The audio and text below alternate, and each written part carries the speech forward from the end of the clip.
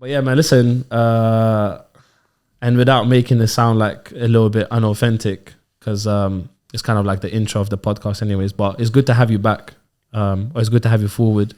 That's what I prefer to say, because we're not really going back. But also, I think even just in this episode as well, I've got a couple of questions for you and stuff, but I think just from the episode we've done time ago to where we are now, I feel like we are in a much, and you tell me if I'm wrong, in a much better space in life in general, and I feel like we progressed a lot. So it'd be nice to touch on that a little bit through the episode.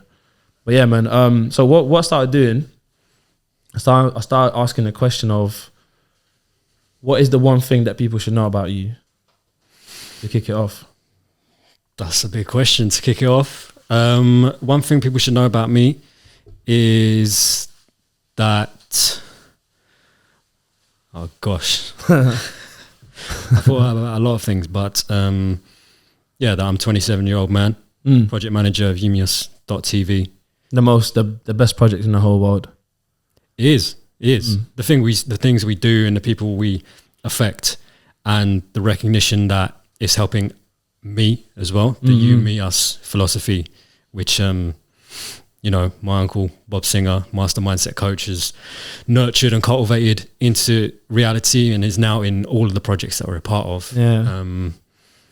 People should know about me that I'm project manager of YouMeUs TV, and we're working with young people to create, curate, and commercialize content. And that is promotion of that project, because that is an important project and it's an amazing project, and the people involved in that project deserve to be recognized. Like yourself, like Aladdin, like me, like Bob, Robin, Miriam, everyone that's in that are amazing people. And I feel like what people should know about me is that I've had low self-esteem for a long time, but now that's growing, and I'm finally recognizing that I've got talents, skills, and contributions to give out to the world. And that's one of the reasons, why I wanted to come again today, which is like to come from not so much a selfish point of view, but more like a self-respectful point of view. To know that all of this recording equipment is here, and I've got stuff to say. So let's capture it, package it, send it out. And if it helps someone, then that's great. And not even if it helps someone, I'm sure it will help someone. It's 100%. Do you know what it is? Like, to me, like, you're someone I highly respect, and you're a beautiful person as well. To the point where, I was saying this to earlier as well, like, I usually don't prepare questions for the podcast, but I think you're such an interesting person and you've got so much knowledge to share. Therefore, let me put some questions together so I can ask you, and then basically just make sure that we put out as much value as possible for other people to listen. You know what I'm saying? And do you know what was the other beautiful thing about content creation?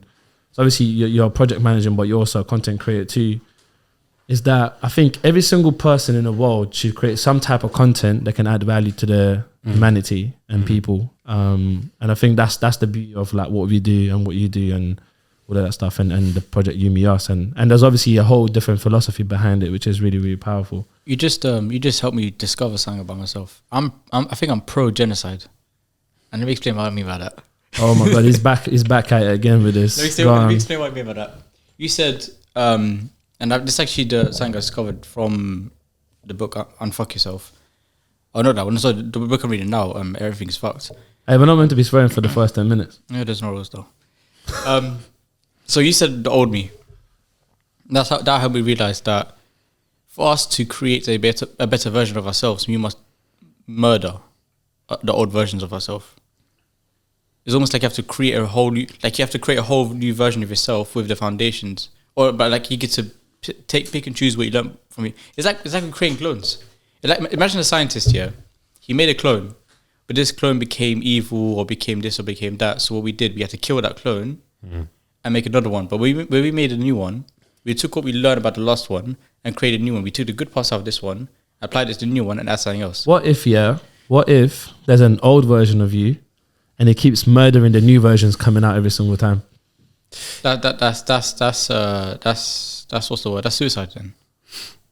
Is it? You don't necessarily, we don't have to kill the old you, or I don't have to kill the old me to allow the new me to grow. I can let it die. But you can't allow that old version of yourself to still be there. If it has qualities that you dislike or qualities that you want to change or fix, you cannot allow it to still be there. Or I cannot allow it to still. I cannot allow it to still be there living. Because once it lives, it means it has influence. If it has Definitely. influence, I mean, if we're like referencing killing and like murdering and slaying and all that, like we were talking about it in the car a little bit about like, I was like, what's your view on conflict? And I wanted the better question, the more interesting question for me was like, what's your view on violence and stuff like that? And I think that's a very interesting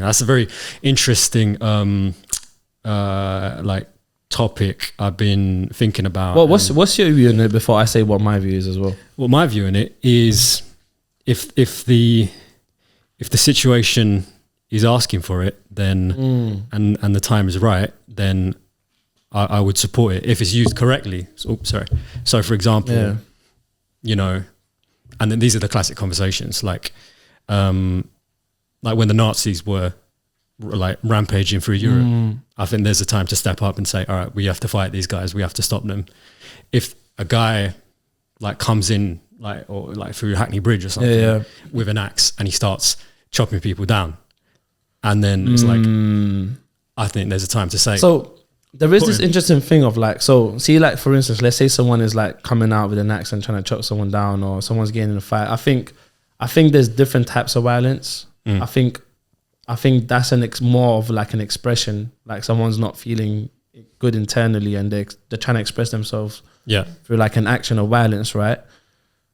But there is this other element of like someone is just sick in the head. So like the whole thing of like that thing of like Nazis, right? Because some of them, they weren't like necessarily having an outburst. Yeah, they were just following orders to do something that was a bit sick. Yeah, but some of them actually wanted it. They wanted an excuse to do that. Some people are just fucked up. Yeah, so obviously there was that bunch of people as well. But then is that violence, or is that someone making an active decision to carry something out? I always like one of the most like life-changing beliefs that I've picked up, and it's a belief that not a lot of people share or want to believe, and is like it's got me, like I said, into a bit of conflict with some people. Is that we're always doing what we want to do. We always do what benefits us. So if someone wants to use violence in a horrible, malicious way, they want to do that. They're trying to achieve something. They're trying to gain something, and so I would like if I was part of an army that was stopping something that we deemed to be horrible, then we are consciously using violence. Like I know Aladdin like superheroes. I love superheroes as well. A lot of guys like superheroes. Superheroes have used violence in a way that we deem to be for the good side. That's an so I find that point. very interesting. I do have a question then, because I was thinking about this a while back. So is lying I don't think so. My perspective is. You know what it is, yeah? It just hit something in my head. It's like, is lying a superpower? No. I know that's not what you're gonna say, but that's a funny question. Is lying a superpower? Yeah, 100%, man, definitely. But I think. How do I word this? It's like lying. We should be allowed. Lying isn't a bad thing. I think in the world that we live in today, lying is not a bad thing. I think in order to like when people say, "Oh, you should tell the truth no matter what," yada yada. But really and truly, lying is not a bad thing in the world we live in today. If you want to stop lies, you change the world. If the world changes, lies disappear because there will be no reason to lie. Huh? But what do you mean? I believe. Sorry. Oh, that curry hit me. Take two. Cool. Just for the people, Aladdin's kind of dying from the curry right now. He can't handle the spice. It's so mild as well. That's the worst part. It's mild as hell. But no. So my perspective on it has always been, not every truth must be told, and sometimes the lying is justified.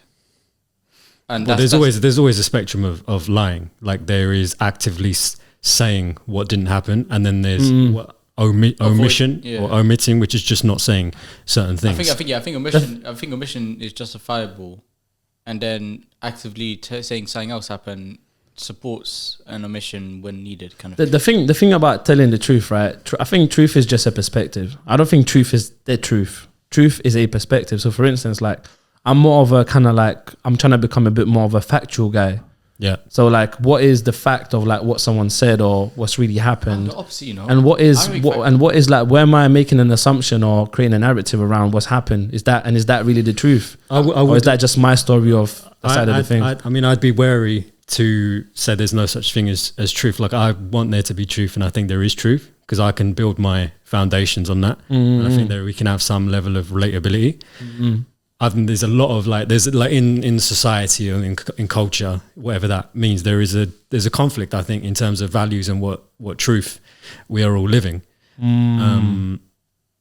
Yeah, and I'd hope and believe that there is some level of truth, and I think if we can join and connect on that, then we can have some sort of shared understanding. I think like in a weird way, and I'm not saying I'm right, I'm wrong. It's just my perspective. Like, I think there's something beautiful about that. I think there is something beautiful around people having different or having conflict with, and having different values. I think for a couple of different reasons. I think number one, it highlights different values. If everyone had the same values, then what's the difference? But I think the only time I have an issue with it is like if it's starting to affect people in a negative way or it's affecting someone's life in a bad way. I think that's when the conflict's it might be too much when it comes to that conflict of values. Yeah, I mean, but I'm at a point in my life now where I can't stop and won't stop some people feeling negative feelings. That's like, it's not my fight anymore. And I think it's an inevitability. Like me saying I really like making content and putting out content and blah, blah, blah. And like, I'm going to post an Instagram story about me being in the studio. There will be people judging me based on that. Yeah. That was one of my presumption that was happening stopped me from like posting. Do you know what I say to them? What'd you say? Fuck them. Yeah, man. Yeah, man. Or just, like sending them love or something like that, which I think is what you'd also say to them. Yeah. I'm at the moment being like, I'm not going to like think about them. And like one of the interesting things that, the points that we were saying in the car was, all right, I didn't post because I was putting energy or was concerned about what those people would think. Yeah. Right? In the time that I was doing that, I was not putting out things for people that I want to attract into my life. But now that shift, which is the mindset shift, and I'm going to focus on what I want. That's the energy and the motivation I need to now start posting every day. And if I do that, I know it will filter out into YouMeUs or any other content creator that I'm working with. And like, I just want to be posting more. Like we spoke about a lot of good things in the car. We'll touch on them, but I love social media. I love Instagram. Yeah, me too. Like I'm not against it at all. And there's that thing of like, you know what? It's really cool when you post stuff. Like for me, it's super cool because I get to see some of the things you're doing. Yeah. And it's like, if you didn't post, it would take away from my experience to be able to kind of see like the cool things you're doing and stuff. And do you know what's interesting as well? Yeah. Recently, I unfollowed a couple of pages on Instagram. Yeah. Yeah. Because I think one of them was like the Shadesborough or whatever. And they're posting stuff like, gossip, who's dating who. And I'm like, why the fuck am I following these people? Yeah. They're not like, and I get to choose. That's the beautiful part. I get to choose who I follow and how many people I follow, all of that different stuff. And like, I like the fact that I got control of like, and see good things happening. You know what I'm saying? Yeah. And you're one of them. Like, I'm seeing things you're posting. I'm like, that's cool. And then also, if you posted and I made an assumption about what you're posting about, then that's my own fault anyways. Then I'm just being a prick, assuming something entirely different. I'll be like, oh, Aaron's bragging about this thing.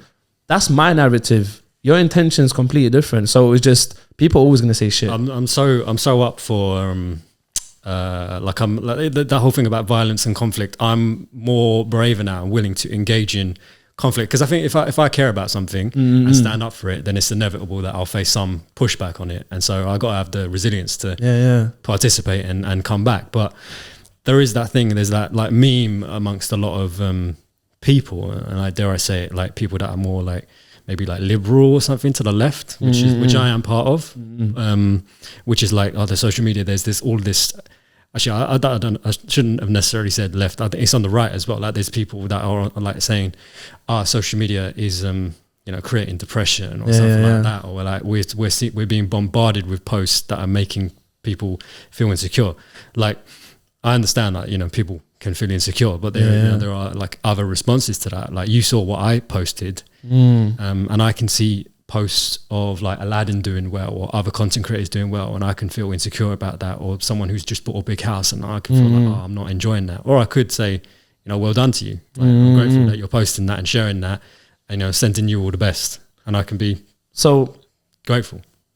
So based on what you're saying too, just to add to that, I've had this like realization recently, Yeah. So when I read, like, I don't always read comments. Well, I always read the podcast comments, but you know, other people's comments, I rarely read it, but I do sometimes. So when I read it from a perspective of like whenever someone's commented, right? They didn't comment about that thing they commented about. What they commented about is themselves in that comment. As an example, so there's been that whole situation recently. That's the first one that came to my head. Is like Will Smith slapping Chris Rock, right? Yeah. So then obviously there's been a bunch of different videos on Instagram, and then people are posting, oh, he shouldn't have done this, or he should have done this, and whatever, he should have dealt with that. And I'm reading the comments, I'm actually thinking like, that situation's got nothing to do with that comment. That comment is more about who that person is commenting and how they feel about the situation, rather than the situation in itself. You can almost say the situation is the building in which the fight happens. The building has nothing to do with the fight. Understand? The building. Run that back, because if you two was to have an argument right now and have a fight, no one would say you two had a fight because you was in a specific building. That same thing applies to the whole the situation has no relevance to the actual thing, the comment, whatever. It's just a housing for the comment. Oh yeah, now they say it that way. I agree that what you said about, you know, that being a prompt. So I enjoyed the Will Smith and the Chris Rock. I didn't enjoy the fact it happened, but there was something about that resonated with me, and I think the whole world like that. I've never seen a video like I got on the Guardian YouTube channel get 50 million views in one night. There's a lot of people watched that, and I think there was something about that just disturbed like the reality. Like Ukraine didn't matter no more after that slap. Say it. I said Ukraine didn't matter anymore after that slap. But it's like there was this facade of like, this is the award show, and then Will Smith gets up. Like I watched it the morning after, and so I see Will Smith getting up, and I'm just thinking, oh, what's going to happen here? A little joke. But then he proper slaps Chris Rock, and it's like something snapped, like that facade broke, and then there was something quite disturbing about that. So I thought it was quite disturbing watching that, like seeing violence like that. So it was a prompt for a conversation, and you know, some people saying, oh, that's good that he's protecting his wife, or that was, you know, horrible. I think it was horrible. That was a terrible and awful thing to witness. But there's always a way to, you know, have prompts. There's always prompts for conversations. You know, and I think it highlights the learning for like, you know, what kind of response can people take? Yeah. And what kind of response would they take if they were in that, you know, in their shoes? And it goes both ways, you know, because maybe if it was someone else than Chris Rock, then maybe would have punched him back, you know, and then you don't know what's going to happen after that. But it's always about you then shifting it to make it relevant to the person speaking. Otherwise, it is just like commentating on something external. So I'm like, all right, what can I take from this? What would I have done? What learning can I take on board here? That was that's of use to me. Well, what's your learning from that? From that, my learning was Will Smith has not dealt with the problem, like the real problems in his life, and it's bubbled up to a situation where I know he seemed very unsettled. Like he was laughing, and then a couple shots later, he's walking up onto the stage and slapping. That's some kind of like emotional instability, because how can someone go from like laughing to, well, it can happen, but yeah. But there's something very interesting. Like he's like one of the most successful artists, actors, men in the world, and then he's found himself in a situation like this where he's like basically on his knees and struggling. Keep my wife's name out your fucking mouth. Huh? Oh yeah, no, you can take that one if you want. So someone done. So this is how internet's like full of trolls. I think I know what you're going to say. Yeah, someone edited the words like other way around. Yeah. What? Go on. You're behind the camera, so you can say it. Oh, no, it doesn't matter. We can get cancelled, so we have to be politically correct. Yeah. I'm just playing. This is very politically correct. Why didn't you just say it? And he says, I'm going to the That's the funniest part. Like I'm going to. But yeah, I feel like the internet's an amazing place. So I've got a question for you. Yeah. Do you ever think about the concept of life? Do I ever think about the concept of life? Yeah. I think so. But my instant reaction to that is that can seem quite grand. Yeah. So at the moment, less so than I used to before. So if you were to describe the concept of life, like what's your description of it? I think we're here for the moment, and, you know, then we'll be gone very soon. So, you know what you want to know, what I want to do, know what you want to do, and then let's make it happen. You make it happen, and then ask me for help. I'll come to you and say, this is what I want to do. This is my purpose. This is my success. I'm going to go for it. Can I have your help? And then, yeah, I'll pass that on to the next generation.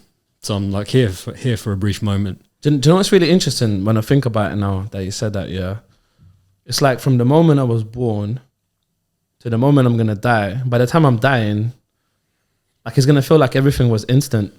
Yeah, it's just A to B instant. I mean, I was struck when Robin, who, you know, is in his 50s now, said it felt like yesterday when he was in his 20s. Yeah, which means like, all right, tomorrow I'm going to be in my 50s, and the day after that I'll be in my 70s. You know, do you know what I think as well? Yeah, I think that feels more. So see the way Robin feels, and the way I feel. I don't know. You tell me if I'm wrong, but I think you feel like that too. I think people that are more present in life, so like people that are able to be a bit more present, and you know, a little bit less in the past and a little bit less thinking about the future. I think that's when it kind of feels like it was just like yesterday. So for me, because I'm so much in the present moment most of the time, like everything feels like it's just one. Yeah, you know, every single day is just like everything. Just the moments are just one. It's like, and I'm traveling through present moments. Yeah, I'm not going into the future. I'm just transitioning to the next present moment constantly. Yeah, and I used to live more in the present moment. I still live in the present moment. I know that's all there is, but I've come to recognize my limitations more, and I want to recognize my limitations more. My limitations of time, money, and my life, because then I know what I'm working with, and that can give me that. I feel like I'm taking the urgency and the pressure from that to not just sit around wasting time and being complacent. Yeah. Like I know I won't be around forever. Can you waste time? I can't. I think, yeah, I can waste time. And is wasting time a perspective rather than the real thing? I can waste time. I think time, my time is ticking. You know, I'm going to die. Where's it ticking to?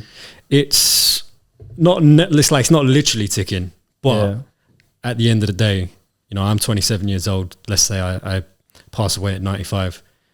I have, 68 years left. And so every day counts. And so how I've learned to value my time more. And one of the best questions I've ever asked, which came out of nowhere, was, what would my life look like if I valued my time as much as I value my money? So like, what would that look like? Because I was like, money, that's the most important thing. Spend it wisely or hoard it or save it. And I'm like, I got all the time in the world. So when I was younger, the 6 weeks holidays, I wouldn't really make a plan. And then the days would just go by. And before I know it, I'm 27 years old looking back and saying, I didn't use that time as well as I could have. It was okay, but was it the best it could be? And so now I'm like, oh, I've got this time. What's the best use of my time? And we talked about it a lot in the last podcast, which is me knowing what I want and you knowing what I want. And that awareness of this is what I want has permeated into so many areas of my life.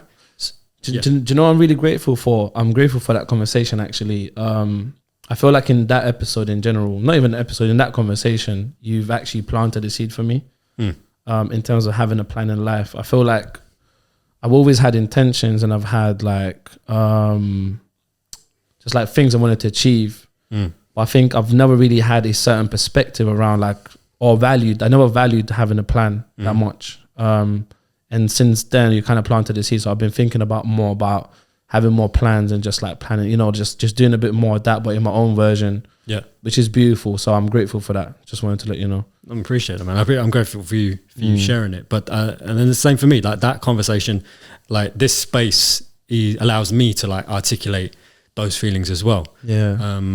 And that's what I really like about the podcast space. And we were speaking about it yesterday, like Aladdin and I with Jen from London College of Fashion when we were at the photo shoot. Like, there is an immediate value to the podcast.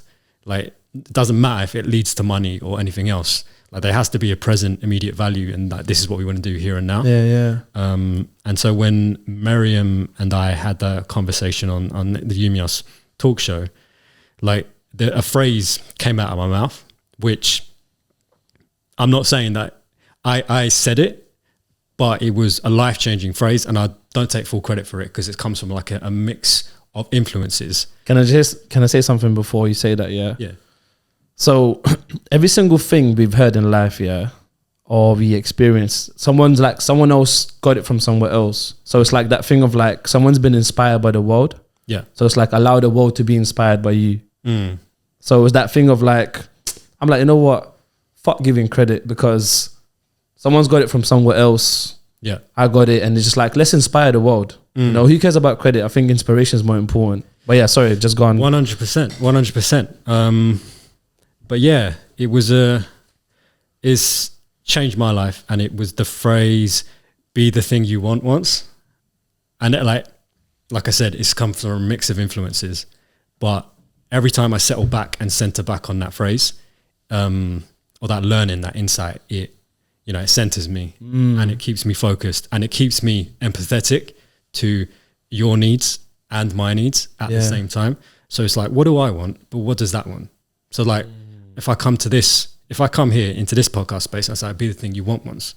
Like, what do I want? I want some influence and whatnot, but I also want to, I have a relationship with Leo and Aladdin. So like, what do you want? Like, what would be good for you? So I can come here with some like serious value and all of that. And I think you would like that. That would make the podcast better. And then that would also make it better for me at the same time. So I'm like, I've got a conscious awareness of both of our needs at the same time. And I think I would then attract what I want into my life, And it's like a meaningful exchange, in a different way. It's a meaningful exchange, and it's actually contributing to you what you actually want. And so it was that whole thing about value, and I think it helps in all areas of life. Like I was talking to my friend a few weeks back, this is a few months ago actually, and he was he's a project manager, and we were talking about like interviewing, like going for interviews, and there's always this kind of what I'd call generic advice about show enthusiasm or come dress nicely and stuff like that. But, and I was going to say I sound a bit big-headed, but I think if you follow the advice of be the thing you want once, what does that look like? So say you want to get the job at that place. What does that job want, or what does that employer want? Yeah. Because that's what they're looking for. Do you know what I was thinking about as well? This is like, it's a little bit random because we're talking about job interviews. I just remembered something. I was thinking like, if I was to go for another job, I would literally sit in that room. And if it's a job I want, I would tell them, listen, hire me. I'm so confident that I can bring value to this workplace that I'll work for free for the first 6 months. And if you lot don't want me there after that, then you haven't lost any money. And then, but I'm saying specify and turn it and tweak it more specifically into what that person wants. So you want a job, and then you say there's the employer there in front of you. Let's just say, like, ask. But don't they want someone to add value? They want someone to add value, but I'm like, that's the general concept. Like, break it down into specificity. So if you were the employer, say you were working at like some fast food restaurant, and you're like, I want someone that's reliable, on time, charming, and can make food very, very quickly. If you know that, and then you go into that space saying, I'm charming, reliable, and I can make food very, very quickly, something triggers in his or her head that this is the person I've been looking if I'm charming and if I'm going to go to that space, I'm probably going to end up leaving with the sugar mama. That's their mistake then for hiring you in the first place. That's what I'm saying. But if it's about getting the job, you'll get the job. You know how I've always approached interviews? I love the way I approach interviews. I approach interviews like we approach podcasts. I just like having a conversation. It got to a point where I really enjoy being interviewed because I really enjoy having a conversation. You understand? So when I had my interview for O2, when I had my interview for the podcast studio, it wasn't an interview, it's just a conversation. two people. Yeah, but a conversation, and I would counter that, a conversation wouldn't necessarily get you the job if that's what you're there to do. No, I think it will. But isn't interview a conversation just with just a different label? Because what happens in the interview? Look, I think if you're there to get the job, you're much more likely, almost guaranteed, to get it if you know what that person wants, and then you go in there and deliver it. But that's why a lot of relationships fail, because we give our best versions of ourselves straight off the bat. And there's the same approach when it comes to interviews. Giving your best version of yourself straight off the bat is a problem, because that's how you lose a job. But then also that's a generalization though. Like, so not everyone gives their I'm saying when we do give our best versions of ourselves straight off the bat, we will inevitably lose that version of ourselves. So not lose it, but like kind of put that version of ourselves on a break and go back to our casual selves. And when they realize that this is our casual selves, they're like, what the fuck? I didn't employ this guy. I employed the guy that I interviewed. But do you know what? Interviews are flawed. How do you know? Interviews are flawed. Do you know why? And this is why I said I would do that 6 months thing, because interviews are flawed, So the thing about interviews, like, there's a difference between someone being able to do something, to actually do something, and someone saying that they can do something. Because I've interviewed loads of people in my workplace for people, people for different roles and whatnot. Yeah. And a lot of them, they said a lot of good stuff in the interview. Like, they prepared really well. They're talking about adding value and all these different things. And they can tell what you want to hear, or what I wanted to hear, or what other people wanted to hear. When it came to actually doing the job, it was a whole different story. So there is that thing of like, someone sounds good, but are they really good? But then I'd say what you're looking for then and what you want is reassurance, and better reassurance. So now now if anyone's going for a job with Leo, they should take a note and they go, Leo's looking for reassurance. He's been let down before. He wants to know that if you're actually saying this stuff, you got to be able to prove. But someone can still come and give the reassurance, right? They can say that they're going to give the reassurance and still do something opposite. But if so it's like, if they get the job, they got the job, Yeah, it's not necessarily. I'm not saying it's like the most perfect thing. They could be horrible. Like, a psychopath could want to go around killing people, and they could do that. It doesn't mean that I necessarily agree with what they're doing. But they've found effective ways to get it. So if you lot can reinvent the method of being interviewed, or the interviewing method process, what would the interview phase look to you lot? Like, what's your? I wouldn't do interviews. No, no. I'm saying scrap what you know or what the word interview means today. If you could redefine the word interview into something else and being a different process, what would you tell me? I'm gonna even like respectfully like even undercut that thing, because I'm like, if you're going for a job and you implement the whole be the thing you want once, then if you know the employer, if you know the job you're going for and you know what they want, you could bypass and skip over the whole interview process by saying, giving that employer a call, or doing a video call, or getting their number and saying, hey look man, I managed to get your number, this and this is what I can do, this is how I'm going to add massive value to you. Like, if someone did that to me and I had a whole line of interviews laid up and someone phoned me up and was like the most perfect ideal candidate, I was just going to give me what I wanted. If I was brave enough, I would say come straight in and potentially say to the interviewees, sorry, but this man or woman has done something extraordinary and given me directly what I wanted.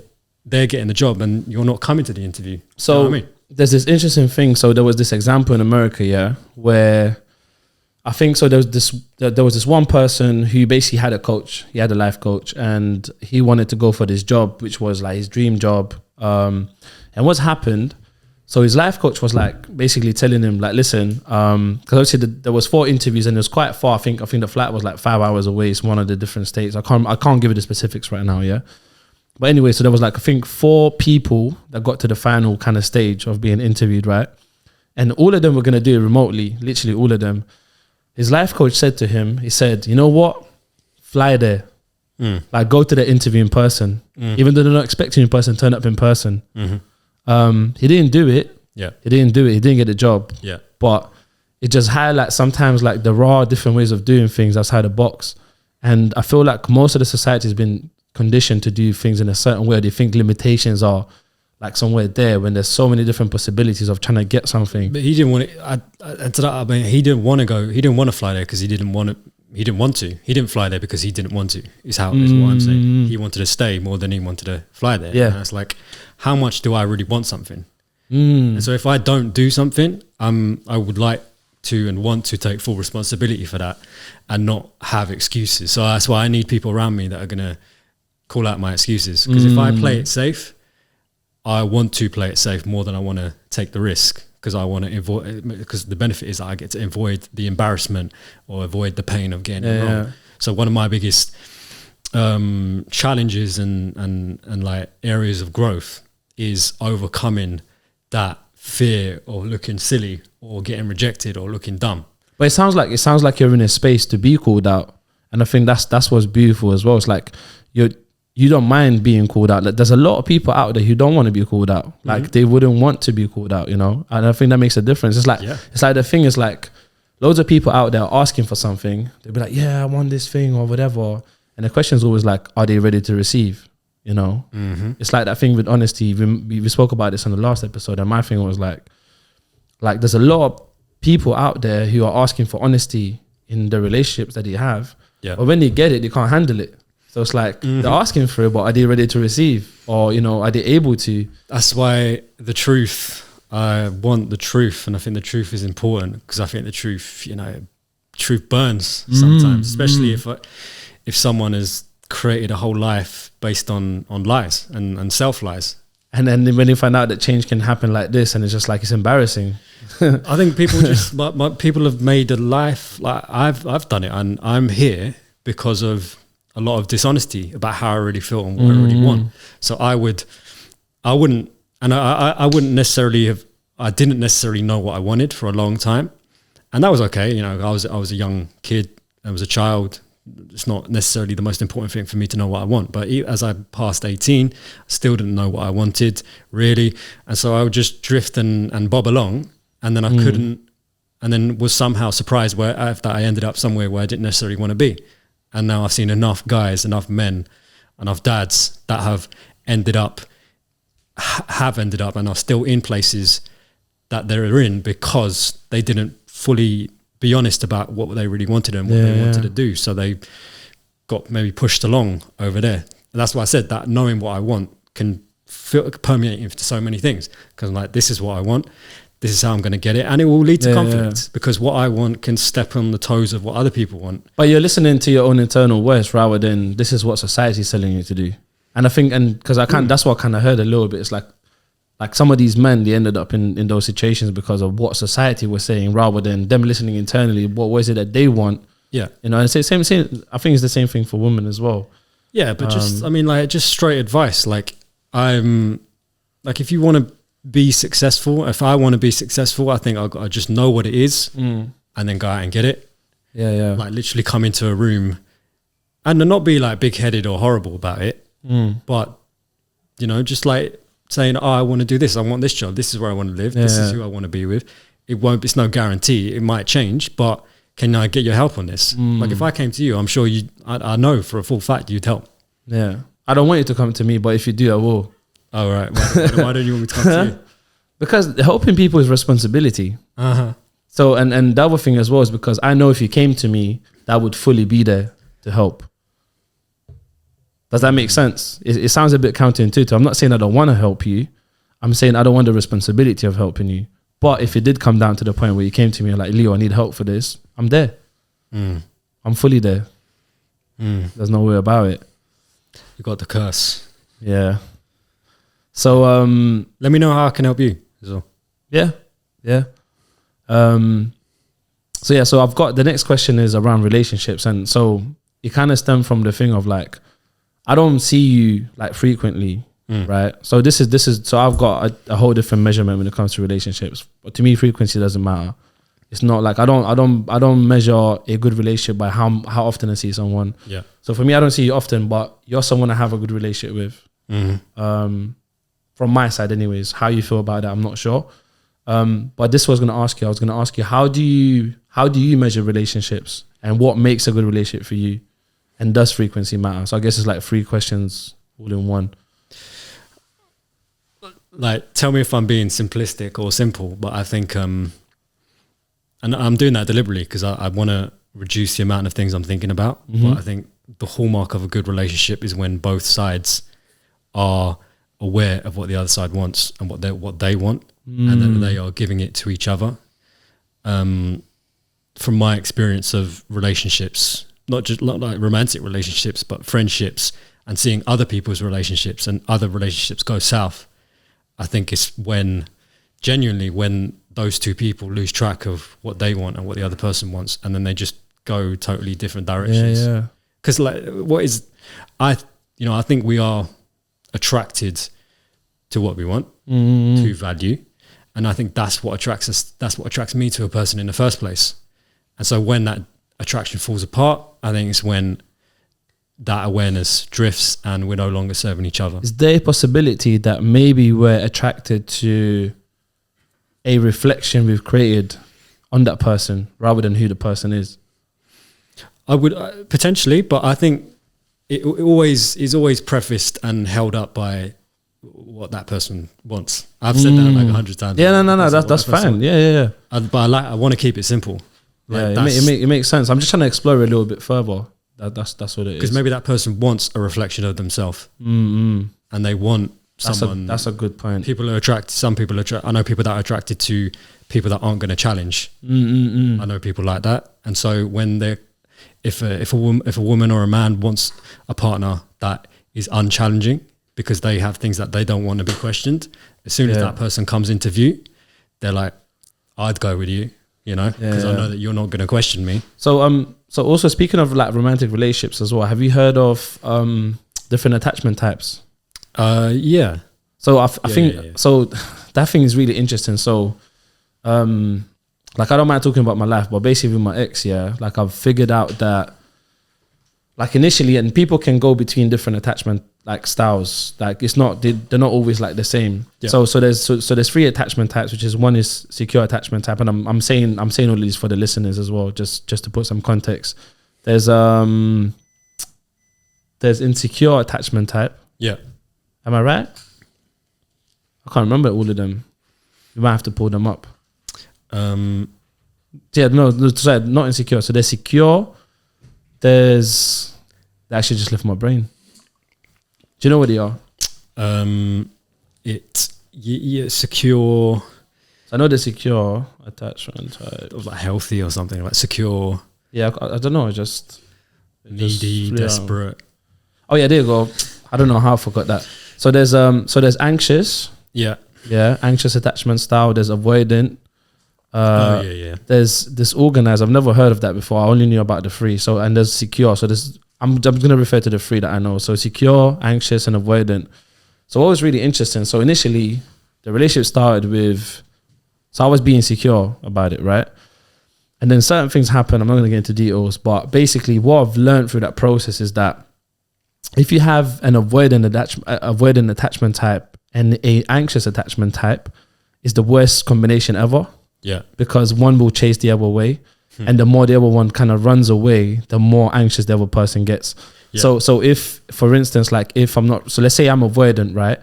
As an example, if I'm not responding to messages or whatever because I needed a little bit of space and I became avoidant, then the other person, if they're kind of anxious, they'll get anxious about someone being avoidant. So like, oh, what's wrong? And the more anxious they get, the more avoidant the other person becomes. So it's like a loop. Yeah. I can imagine that's the situation. I'll ask you though, like, what value do you take out of knowing attachment types? Because I'm at a position now where it's like that's not knowledge I need anymore. So interestingly enough, I feel like I think I'm always like interested to learn different concepts, right? Yeah. It doesn't necessarily mean I believe it. It doesn't mean I believe this concept. However, it helps me put some understanding to how people might be or what the needs are. Yeah. So for instance, like me understanding that now, I know that maybe I might get in a situation where I might become avoidant. Yeah. Or maybe I might get in a situation where I can recognize that my partner's being anxious and I can make some changes around that. I can go, you know what? I know this is what's happening because I understand it a bit better. And I can make some adjustments to kind of tackle that. Yeah. Yeah, I mean, it sounds like, you know, it's intel on that person to know what the best thing to do is. That's what I guess it's just like a way of articulating things and explaining, because that's what language is, right? There'll be different concepts of explaining something. Again, the thing that comes before that is if we were having a conversation about it, I'd say to you, like, Leo, who do you like? What person do you want? Like, who would be the ideal partner for you, Leo? And then we know that if you don't want an avoidant person, then she'll never come onto your radar. She'll never come into your life, because we both know together that that's not the person you're looking for. Yeah. No, that's a good point. And I think that's why it's important. I agree with you. I think that's why it's important to know what people want in life and making that decision. And I think, and sometimes it's a build up, right? It's like it will be a journey, and you know, we get it wrong. We get some things right. We learn and we move, and it takes time. I think that's why I'm kind of fascinated with age. It's just how we age and how like there's some kind of like similarity in the foundation of when people age, they start thinking differently. You know, I'm not saying everyone thinks the same way, but there is something that comes. I think it's that thing of like, I guess wisdom comes with age as well, but not for everyone. No. I think some people still carry trauma even till years later. Definitely. And that's the interesting thing of like carry trauma, because they carry trauma. The trauma's not. Is there a benefit to carrying trauma? For some people, yeah. It's that thing of like, so Aladdin's been reading that book called Fuck Yourself. And in that book, they talk about that every single person is a winner at something. I think when I see a lot of people that carry trauma, including myself, it's often a way to avoid that original pain. Maybe that's a bit above my that's interesting. My knowledge or expertise to say that. Yeah. But it's not necessarily the trauma. It's the response to the trauma, and then what that person does. So like, it's me, if I like classically for years and years, and still now lingering, I would hide away from things. I wouldn't turn up. So I would shy away from things. Those are like classic accusations and terms or labels put onto me. And I know that I was getting benefit out of that, right? Yeah. I was avoiding uncomfortable, embarrassing, hurtful situations. You was winning at that. I was very good at it, Yeah. And, you know, people are winning at the game they're playing, and I was winning at the game I'm playing. But as soon as I, you know, through long conversations and just honesty and bravery said, I don't want to do that anymore. And different choices as well. Different choices, but having to face the fire of, you know, changing behavior and incurring all of the things, the difficulties that I thought were going to come. Yeah. And I'm still on that journey, but I'm learning to like get better at it now. So like learning to just stand up and you know, and take the criticism, take the feedback, and actually enjoying it as well. You know, I do, as I've learned to appreciate conflicts and challenge and the fight, I can, you know, stand up to that and be part of it more. Yeah, I think that's in me. Which I didn't realize. Yeah, I thought I came from quite a pacifist, passive family, but I've realized that it's not. It's very much the opposite. So one thing I've come to conclusion with is that like I feel like we live in a society where a lot of people compare their challenges, and they compare like who's had it the worst or who's had it the best, and I actually believe that every single person's challenge is a challenge because they'll perceive on what their kind of concept of a challenge is. So I think every single person's going through a battle with themselves, you know. And I think sometimes it's actually unfair, because some people say it's fair. I think it's unfair to compare people's challenges with one another, because everyone's different, you know, and everyone's got their own sort of sense of what that means. Yeah. It's tough. And I think like you are, it's uncomfortable. I've like consciously, like even when we're talking about other people's challenges, I would kind of just allow other people to deal with it now. Like not in a selfish way, but you know, if I've got limited time, I want to know about Aladdin's challenges or your challenges or my challenges, and at the expense of whoever that person out there is. You know, So I'm a big believer of like, and sometimes I think some people listening, and I don't care if that's the case anyways, but if some people are listening and probably thinking, where's the guy talking about? But I think on a like deep philosophical level, when you're learning about my challenges, you're actually learning about yours. So I'm a true believer of that. And there's one more question I want to ask you before we start wrapping up, which is for you in life in general, what is the most important thing for you in life? What is the thing that you value the most?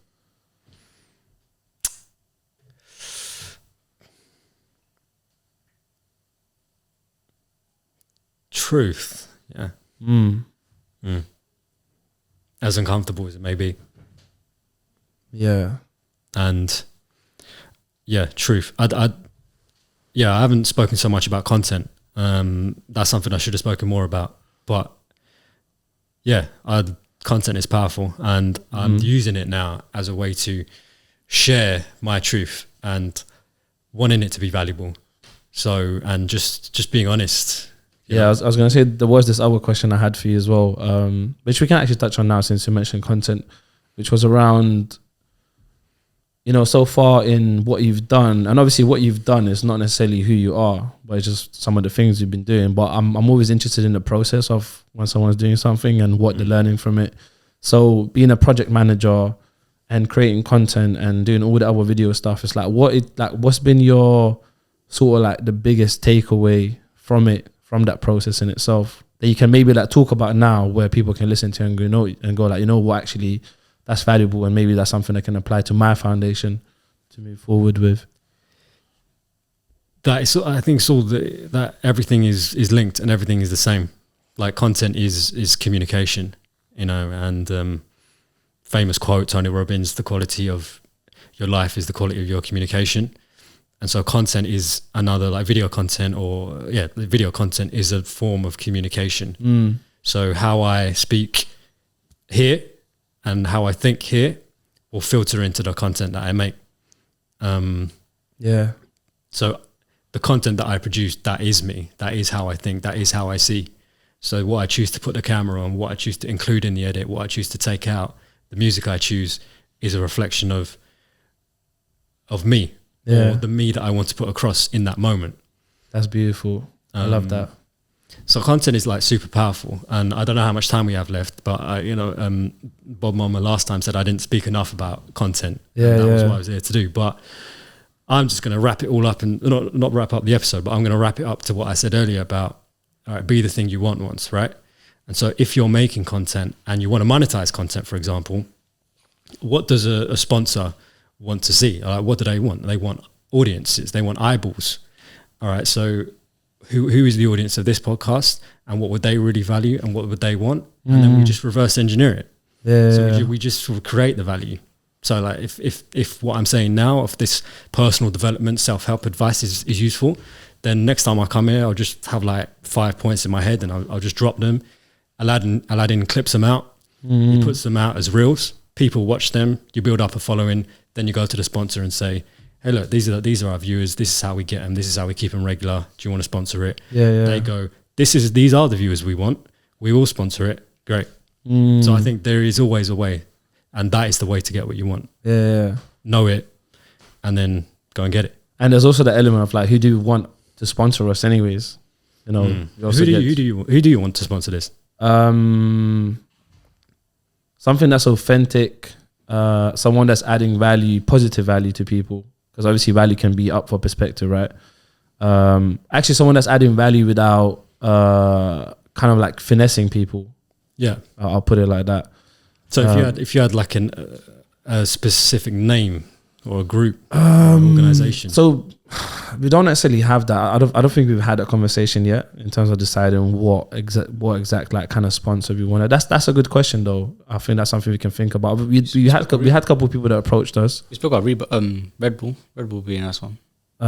Definitely not. I think either Red Bull or Evian. That doesn't necessarily fit a thing unless you feel like it fits. But I think there was this there's this really cool clothing brand that got in touch with us for Aladdin, and they would fit like the eco-friendly they're all about like there's a level of spirituality there, and there's also a level of like life. So like they had like a couple releases. One was called Manifesting, then something else. So it's they do like some really cool stuff. They have some was it like quotes or poetry or something like that inside? Yeah. And I was thinking like, look, there's there's limitless possibilities. Like we could even collaborate together, create, beyond the surface line, because that message beyond the surface itself is powerful already. So there's a bunch of different things we can do. But yeah, I think when it comes to like because our whole thing is straight authenticity, I think when it comes to being sponsored, it's like a lot of my favorite followers, what they do is when they get sponsored by a brand or something like that, they always talk about how this is a brand I used before they shouted me. Yeah. Because I genuinely believe in their cause, I genuinely believe in their whatever. So I guess if it comes to a thing when someone was to, or a brand was to approach us, if it's a thing that we don't support, I don't get how much money you're giving us. Did you lot hear that, by the way? What's that? It said a lot of his favorite followers. That means he's got followers that are not favorite as well. So if anyone that's a lot of people that I followed. I know your favorite people that you follow. Yeah. So that means you've got people that are also not your favorite people that you follow. That's true. Yeah. That's true. What I mean, even on that, like, I mean, it's an interesting, like a really interesting thing. Like in my head already, it's like if you had like more specificity, then it like the path would reveal itself. Yeah, no. Bro, you got seriously, you got a good point, and I think there's just what's been missing is that conversation about and I know now not to go full steam ahead and saying have some specificity, do it, and it will happen. It's like if I want to really help you guys, then the conversation that first comes is what is it that you really want to do with this podcast? Because if it's because I don't want to be like pushing you to go into sponsorships. If what you really want to do is have authentic, conversations. I think we're lucky, man. I think me and Leo are very, very lucky at the fact that we have friends who let us use. So because ever since I started working at the podcast studio, I realized that a lot of people don't have what we have. I'm going to disagree with you so much. Okay. Well, can I kind of finish my point and then you can... Yeah. Please. Yeah. So ever since I started working at the studio, I realized that people don't know how to edit, people don't know how to film, people don't have access to certain spaces, people don't have access to certain equipment. And me and Leo, as a collaboration, we are lucky that we actually don't have to pay to film this stuff. Like, I was speaking to a friend of ours recently and she was telling me about how she wants to start filming podcasts and stuff like that elsewhere. And I told her that you're looking at about £100 per episode to get filmed, edited in a certain space. And it got me thinking, we've released 46, so this will be number 46, and we haven't paid, minus the equipment, of course, but we haven't necessarily paid a dime for it. And we are so lucky because of that. So what's the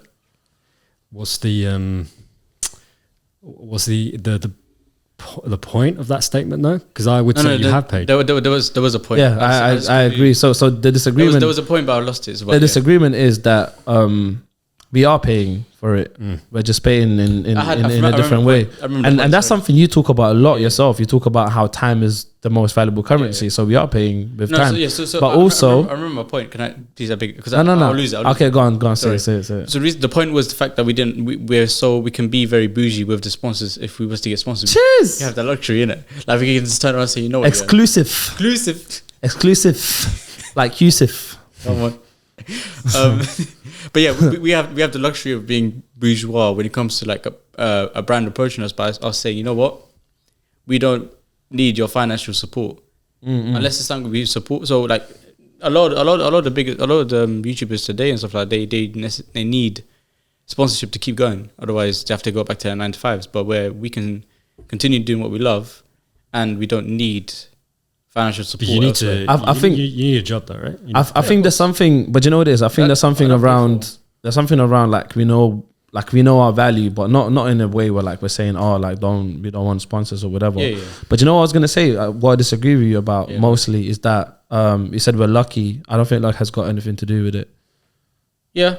I mean, I guess how you define the word. I think luck is developing yourself and putting yourself out there. Would you say if you don't listen, people that are lucky are the people that put themselves out there, or they do things, or they take action. Those are the people that are lucky. Like if you look at what everyone's got in common, if you look at people, these people are lucky, those are the people that. But then in that case, I believe that luck and manifestation come in hand. They're basically two of the same things. Where you got manifestation where you just obviously you got the false manifestation where you just say, "Oh, I'm going to do this and I want this, whatever." But then you got the true manifestation where you actually actively do that, and I think that's where luck is. Essentially, it's the same thing to me. So we're lucky in the sense that as a result of our actions, because success is what's it? 95% action, 5% luck. Great success. Great success. But success is fuck's sake. Success is 95% action, 5% luck. So not luck is necessary, but I guess it also determines how you define luck. So now I've now made a discovery about myself. Luck and manifestation are two ways of saying the same thing. Yeah.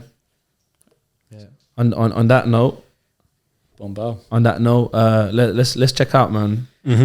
So the usual thing is like, is there anything you want to promote? But I want to promote You, Me, Us. I want to promote You, Me, Us. But I just want to promote You, Me, Us as a whole project.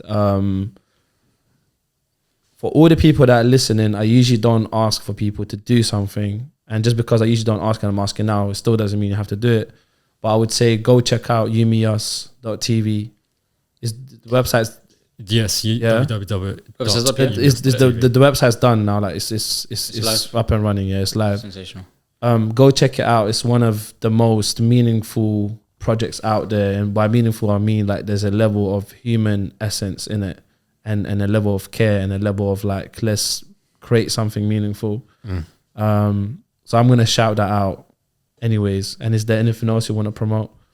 I'll shout that out even more. Yeah. So if anyone is watching this and wants to be part of that, I think it's a movement. I think. But we're trying to say if anyone is watching this, people are watching this. What I meant to. I'm just playing. Sorry. That was yeah, that wasn't the right phrase. To whoever is I was just joking. Yeah, I would say I've underestimated and underrated the work that all of us are doing there and the things that we are talking about. So as a direct request of anyone that is interested in making content or is interested in football or fashion or media, I'm going to shout out the media one specifically. Yeah. Go to youmeus.tv and sign up. Want more people to be joining, people that actually like mean it though. Like I've come across a lot of people that are, maybe talking and talking bullshit basically about doing what they want to do, but really they want to play it safe. And I can recognize that because I can recognize it in myself uncomfortably. But yeah, just getting to a point now where that's changing. And so yesterday at the photo shoot with London College of Fashion, it's a different vibe now, and a more honest vibe, and a more fun and authentic vibe from me. So if you want to make authentic content and be on that journey, we'll go to Japan, we'll go to Brazil or whatever through the Olympic cities with the Legacy Football League. There's a lot going on. So if you want to jump on that train, go to youmeus.tv, sign the form, and then one of the project managers will be in touch with you. And I was gonna say, if you're someone that's scared of development, scared of positive life changes, then don't sign up, because that's what's gonna happen. Definitely, no time wasters. Yeah. No, if you're scared of it, YOLO, man. No, if they're scared of it, don't sign up. You only live 100 times. No, because I think people that are wasting time, they come at a cost. So we ain't got all the time in the world or all the money. So if you don't want to be part of it, then know that now, and then don't waste our time, and then we won't waste your time. So let's know what we want and go for it. Yeah. I fully agree with that. Anything else you want to shout out? YouMeUs.tv, yeah, we're on Instagram, we're on YouTube, and on the website, and follow me as well, Aran Knowles on Instagram. Yeah. Is the underscore Aran underscore? No, I've got the full name to myself. Oh, you got a full name? Damn, yes. I ain't got one. Yeah. Wow. I think I'm the only one in the world called that. So yeah. I think. What's the Instagram password? I love how you also have a serious face. Cool. Anything else? No, actually, your podcast as well. I was gonna say shout out to you, man. Shout out to you. I was looking forward to this. It was, as in like, it's not random. It wasn't expected, but when Aladdin said that you're coming on today, I was happy about that. It was a pleasant, unexpected surprise. Yeah, I was happy about that. Yeah, it was actually trying to get you on yesterday. I was just like, nah. My mum was still hanging from the day before, so I said, please, the next day, mate, hanging off a tree. Yeah, I'm grateful and thankful that you sent the invitation out. Yeah. And allowed me to come back. Thanks for coming to your podcast, man. I do love how I do love how spontaneous it is though. Because how did I ask you to jump on the pod? Like, what was my method of asking? What you didn't say? It's as simple as that. We didn't say you busy. He chatted me up. He flirted with me. Yeah. So we did after this, man. Let's go. Let's go have a bite, man. Jump on the podcast. Yeah, he made it happen though. That works. And I love spontaneous. So before Aladdin is gonna ask the last question, I'm gonna give you the responsibility today. Yeah, today. I also want to shout out Bob and Robin for being on a podcast today. Yep.